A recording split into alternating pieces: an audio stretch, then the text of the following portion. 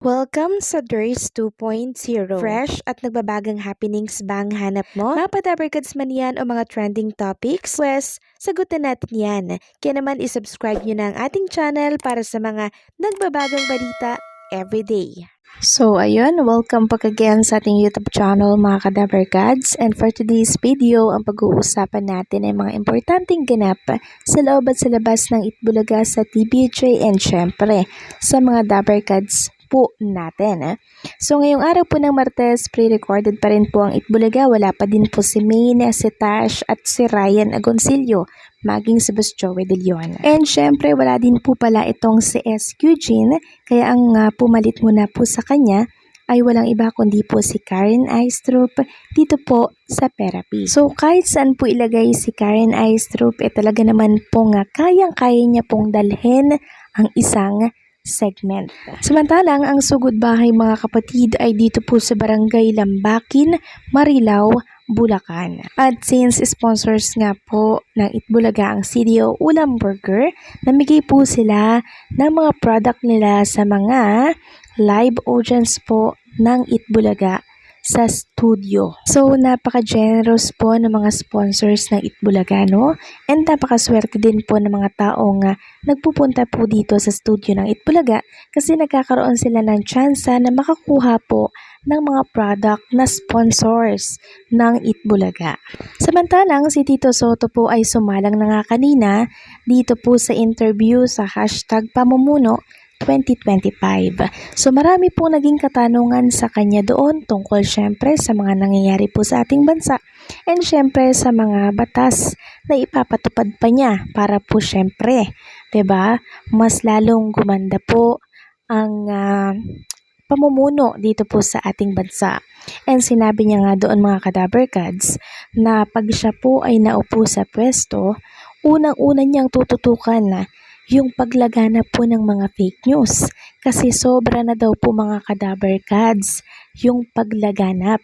Para bang kailangan na po talagang gamitan ito ng batas para syempre matakot na po yung mga nagkakalat ng fake news. At yung multa, yung parusa, pagtatalakayan pa daw po nila. So isa po kasi ang mga Soto sa talaga namang number 1 na biktima po ng fake news na yan na lumalaganap po ngayon sa lahat ng social media platform. Lalo na po sa Facebook, sa YouTube, diba, sa Instagram at sa Twitter.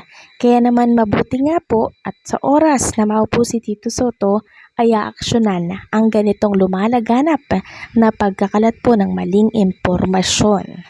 And speaking of Tito Soto, ito po palang si Tito Soto ay mainit na tinanggap po ng mga taga-Tacloban at nangakong tututukan po ang budget para sa Eastern Visayas.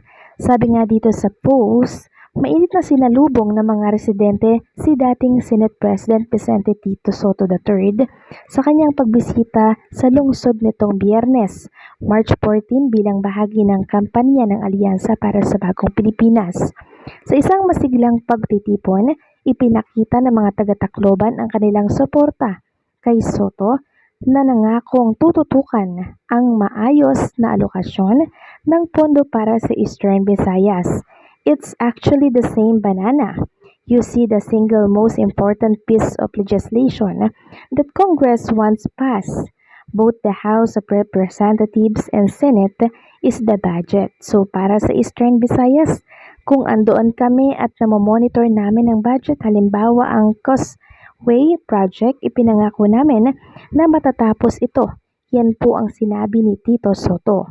Ayon sa dating Senate President, mahalaga ang masusing pagsusuri daw ng pambansang budget upang matiyak na ang mga proyekto para sa mga rehiyon tulad ng Eastern Visayas at maayos na napopondohan at natatapos sa itinakdang panahon. Samantalang ang mga show naman po sa TV5 ay wagi sa 38 PMPC Star Awards for television.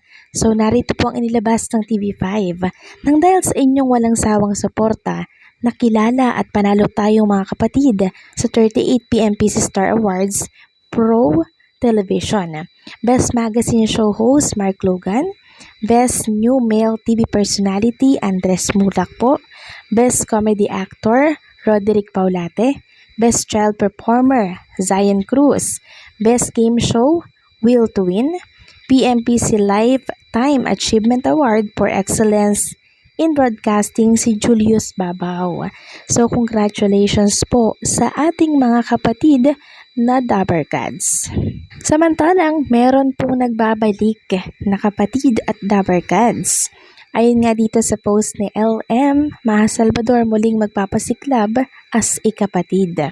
Sabi nga dito, present sina CEO of Crown Artist Management na si Mr. Rambo Nunez, Media Quest Holding Inc. Group, CFO Mr. John Andal, President, and CEO of Media Quest Holding and Signal TV na si Ms. Jane J. Basas at ang Chairman of MVP Group of Companies na si Mr. Manny B. Pangilinan sa ginanap na contract signing ngayong Lunes. So kahapon po yan.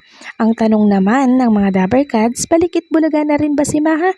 Abangan ang mga pasabog ng nag-iisang nating Her Majesty Maha Salvador dito sa TV5. So for sure, makikita natin si Maha Salvador dito po sa Itbulaga.